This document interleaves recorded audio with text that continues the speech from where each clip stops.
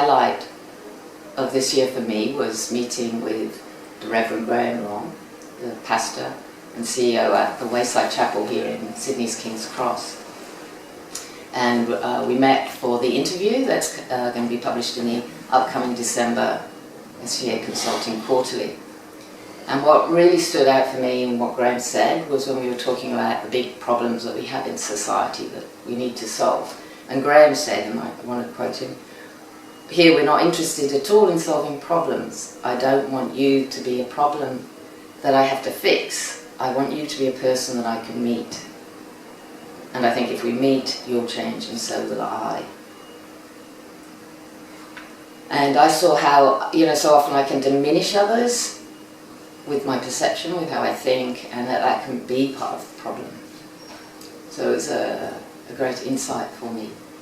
And I've come here today to thank Graham for this time then, for the interview, and to invite Graham to share a highlight from your year around that. Well, I've got a lot of dramatic stories where someone has shocked me out of being an expert and caused me to be a human being, and that's been for my good and theirs. Probably the most dramatic is when my son died. I went into kind of autopilot mode. I needed to be busy, but it was really autopilot and my heart was somewhere else. So I remember one day running very late for a meeting, just waking up and realising I had to be in the CBD and I had about a minute to get there.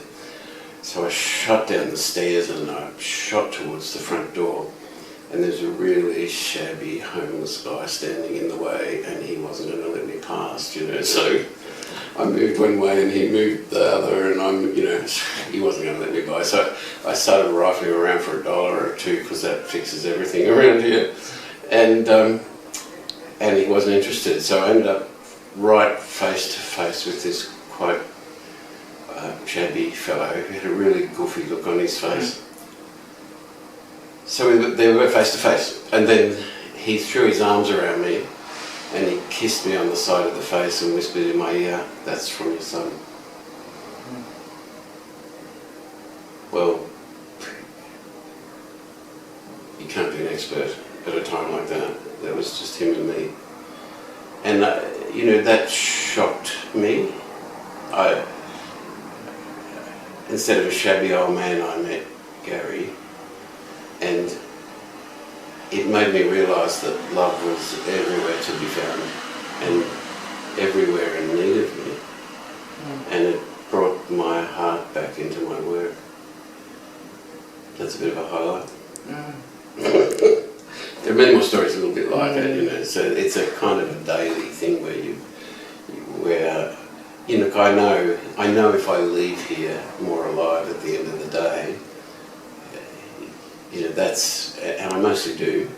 I know if I leave feeling flat, I've slipped into managing people instead of meeting them. Thank you, Graham. You're welcome.